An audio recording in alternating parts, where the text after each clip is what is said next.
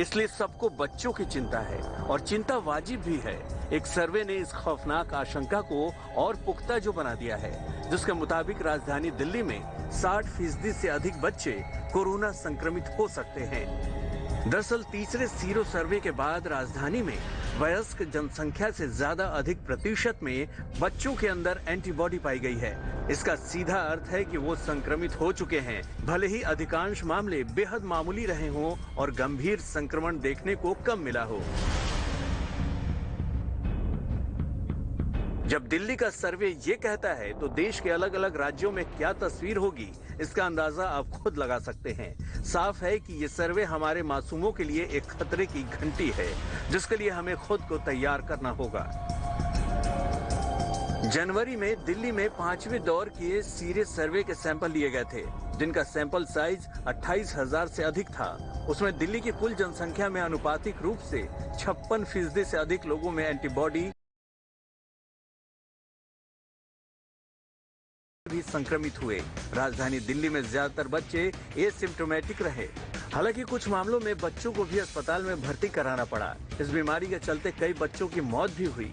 बच्चों के संक्रमण के पीछे एक बड़ा कारण ये भी है कि बच्चों का टीकाकरण शुरू नहीं हुआ है। परिवार के अंदर बच्चों के साथ सोशल डिस्टेंसिंग भी नहीं रखी जा रही है, जिसकी वजह से किसी भी एक आदमी के परिवार में संक्रमण होने की स्थिति में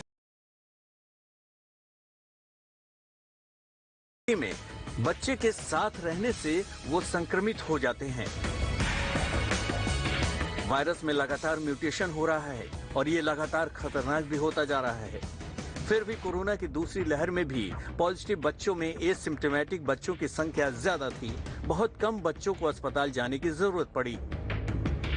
Probably the mutant virus has affected children more seriously this time, and also this is the segment of population who have been protected all through in the last 1 year. शिकार हुए थे तो 2021 की दूसरी लहर में 31 से 50 साल की एज ग्रुप के लोगों को ज्यादा निशाना बनाया। इसलिए अब तीसरी लहर में बच्चों को लेकर बहुत चिंता है। Children are affected this time, next time, because they are a segment of population who is not vaccinated and protected at home. So the virus will reach them, especially if the country opens up, the schools open up, and before that we have to vaccinate them. Otherwise they are bound to fall sick and may be much more serious than what has happened this time. Corona की पहली लहर में बच्चे संक्रमित तो हुए थे, लेकिन वो मृत्यु दर काफी कम रहा है। But in this episode, children even as much as 6 months to 1 year old has been high. We have seen some mortality, but they have been sick. 0 से लेकर 18 साल तक के एज ग्रुप की आबादी देश की कुल आबादी का 30% है। इस आबादी में वायरस से लड़ने वाली हर्ड इम्यूनिटी अब देश के सामने बड़ी चुनौती यही है कि संक्रमण के बड़े खतरे से बच्चों को कैसे बचाया जाए और कैसे समय रहते सभी तैयारी कर ली जाए, क्योंकि दूसरी लहर में जो हाल हो रहा है उसे बर्दाश्त करना मुश्किल है और अब तो बच्चों की बात है। लहर ने जहां कहर मचाया तो बच्चे भी इससे बच नहीं सके। इस बीमारी की दूसरी लहर ने बड़ी संख्या में बच्चों को चपेट में लिया है। राजस्थान में डूंगरपुर और पिछले 24 घंटे में 10 और बच्चों में कोरोना का संक्रमण पाया गया है।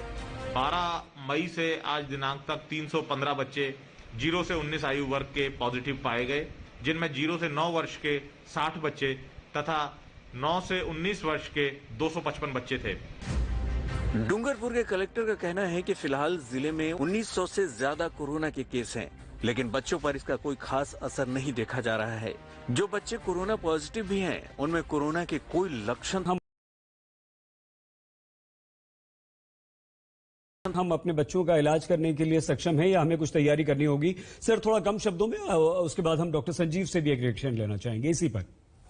बिल्कुल, सेकेंड वेव ने हमें इतना तो सिखा दिया है कि अपनी इंफ्रास्ट्रक्चर को कैसे स्ट्रेंथन करना है। इनफैक्ट हमारी इंफ्रास्ट्रक्चर मल्टीफोल्ड स्ट्रेंथन ऑलरेडी हो चुकी है। इंडियन एकेडमी ऑफ पीडियाट्रिक्स की जो कोविड टास्क फोर्स है वो ऑलरेडी ऑन द जॉब है एंड सब गाइडलाइंस सब कुछ इन प्लेस है। एंड मैं फिर भी आपको एक ही बात रिपीट करना चाहूंगा, please don't panic, because third wave जो आएगा it will come definitely, but it will be less severe because हमारा वैक्सीनेशन तब तक काफी हद तक पिकअप कर जाएगा। बच्चों में सिवियर इन्फेक्शन बहुत बहुत कम होते हैं। Stay assured, everything will be controlled by the existing man power. Thank you. अच्छी बात है सर। हमें आपकी बात से राहत मिलती है डॉक्टर गुप्ता, ऐसा ही हो ये आशा हम करते हैं। लेकिन डॉक्टर संजीव, आपको लगता है कि अभी जिस तरह से महाराष्ट्र, छत्तीसगढ़, उत्तर प्रदेश की सरकार एक टास्क फोर्स बनाकर उस पर काम कर रही है, अभी से अलर्ट हो रही है, तैयारी कर रही है, हमें देश भर में सरकारों को इस तरह की तैयारी की सख्त जरूरत है या हम अपने बच्चों को घर में बचा लें? इसमें मेरी ये सलाह रहेगी प्राइम मिनिस्टर मोदी जी से एंड डॉक्टर हर्षवर्धन जी से, जो अपने आप एक बहुत काबिल डॉक्टर है, कि जो ज्यादातर जो पेडियाट्रिशियन की जो कंसंट्रेशन है, स्पेशलिस्ट की कंसंट्रेशन है मेजर मेट्रोज में है। तो जो बाकी जैसे देखे गए जो छोटे स्टेट्स हैं या इंटीरियर्स हैं, उसमें ज्यादा स्पेशलिस्ट या पेडियाट्रिशियंस नहीं है। तो इसलिए मैंने आपसे पहले सेंटेंस में कहा है कि एक नेशनल टास्क फोर्स होनी चाहिए जो सारे स्टेट्स को इक्वल अटेंशन दे सके। ये इंपॉर्टेंट है क्योंकि कहीं कहीं पीडियाट्रिक के इतने बेड नहीं है, पीडियाट्रिक आईसीयूज नहीं है, पीडियाट्रिक इंटेंसिविस्ट नहीं है, पीडियाट्रिक स्पेशलिस्ट नहीं है। मेरी उम्मीद है कि थर्ड वेव इतनी ज्यादा घातक नहीं होगी, और क्योंकि हमारी अवेयरनेस ज्यादा है, पब्लिक अवेयरनेस ज्यादा है, और मे बी बाय अगस्त सितंबर तक ज्यादातर थोड़े से एडल्ट्स भी ज्यादा परसेंटेज इम्यूनाइज होंगे, तो cross transmission, break the chain of transmission better होगी।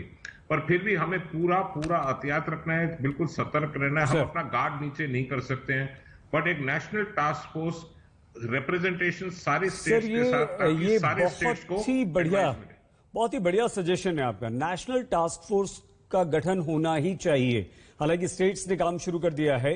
डॉक्टर नीलम, आपके कंक्लूडिंग कमेंट्स मैम, कैसे एहतियात बरतें? और थोड़ा संक्षेप में मैम, क्योंकि 2 डॉक्टर्स के और कमेंट्स लेने हैं हमें। जी, फर्स्ट थिंग इज ये जो हम बता रहे हैं national task force base. Doctor Bijal, आपके कंक्लूडिंग कमेंट्स हम यहां पर नहीं ले पाए, लेकिन doctor Deepak Gupta, doctor Sanjeev ji, doctor नीलम मोहन, डॉक्टर श्वेता और डॉक्टर बीजल, आप सभी का बहुत धन्यवाद। काफी महत्वपूर्ण जानकारी आपने देश के पेरेंट्स को दी है, अपने बच्चों को कैसे बचाया जाए। तीसरी लहर, डॉक्टर्स कह रहे हैं कि डरिए मत, घबराइए मत, उससे लड़िए, पहले ही अपने आप को तैयार रखिए, अपने बच्चों को बचाने की कोशिश कीजिए। और अगर बच्चे कोरोना की चपेट में आते हैं तो डरने की कोई जरूरत नहीं है, लेकिन कोशिश हमारी यही कि हमारे बच्चे इसकी चपेट में बिल्कुल ना आए। विभिन्न राज्यों ने टास्क फोर्स बनाकर काम करना शुरू कर दिया है, केंद्र सरकार भी अलर्ट है, लेकिन हमें अपने बच्चों को बचाना है। तो अपना और अपने बच्चों का प्लीज बहुत देखते रहिए आज तक।